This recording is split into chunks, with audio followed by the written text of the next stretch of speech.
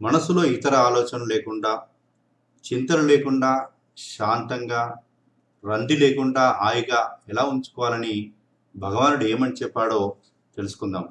భగవద్గీత 6వ అధ్యాయము 25వ శ్లోకం.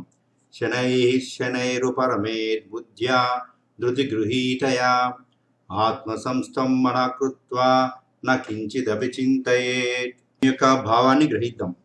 మనసుతో ఇంద్రియ నిగ్రహం చేసి ధీరుడై ప్రాపంచిక విషయాల నుంచి బుద్ధిని దూరం చేసి మనసును ఆత్మలోనే స్థిరం చేసి ఇతర ఆలోచనలు చింతలు లేకుండా ఉండాలి.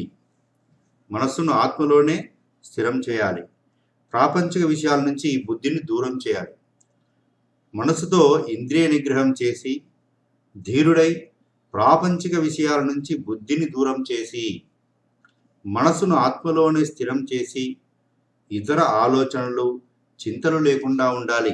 దీని యొక్క సంపూర్ణ వివరణ గ్రహిద్దాం. బాహ్య చింతనకు అలవాటు పడిన మనసును బుద్ధితో నిగ్రహించాలి. మనసు ఎప్పుడు బయటికే ప్రయాణిస్తుంటుంది. దాన్ని బుద్ధితోటి నిగ్రహించాలి. మనసుకు పైన బుద్ధి ఉంది. ప్రాపంచిక విషయాల నుంచి దూరం చేసి అంతర్ముఖమయ్యేటట్టు, ఆత్మలో స్థితమయ్యేటట్టు చేయాలి. మళ్ళీ మళ్ళీ ఆ మనసులో ఇతర విషయ ఆలోచనలు ఏవి వచ్చినా వెంటనే వాటిని వదిలిపెట్టేయాలి. ఇలా నెమ్మది ధైర్యంగా ప్రయత్నం కొనసాగించాలి. ధ్యాన సాధనలో సహనమే మహాసాహసం. ధ్యాన సాధనలో సహనమే మహాధైర్యం.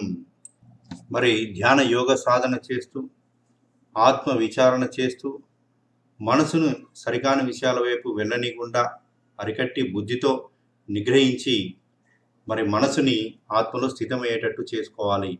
మరి ఇంత గొప్ప జ్ఞానాన్ని అందించిన శ్రీకృష్ణ పరమాత్మకి, వేదవ్యాసుల వారికి, గణపతి భగవానుడికి, వివరణ ఇచ్చిన బ్రహ్మర్షి పత్రిజీకి, గురువులకి, గురు పరంపరకి అందరికీ నమస్కరిస్తూ థ్యాంక్ యూ.